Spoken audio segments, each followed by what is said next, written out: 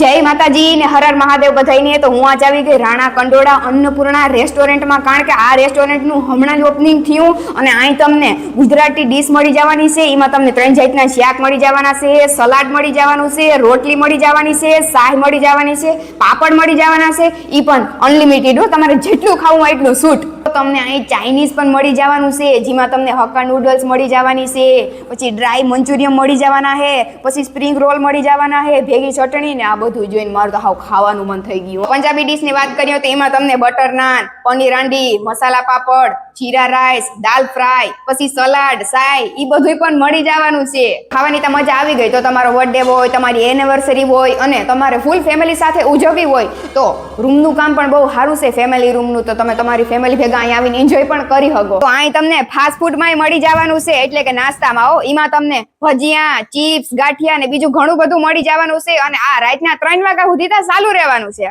તો તમે અહીં મોટી ગાડી લઈને આવ્યા હોય કે 4 વ્હીલ લઈને આવ્યા હોય કે 2 વ્હીલ લઈને આવ્યા હોય, તમારે ઈ પાર્ક કરવાની કઈ ઉપાધિ છે નહીં, કારણ કે અહીં પાર્કિંગ એરિયો પણ બહુ મોટો છે.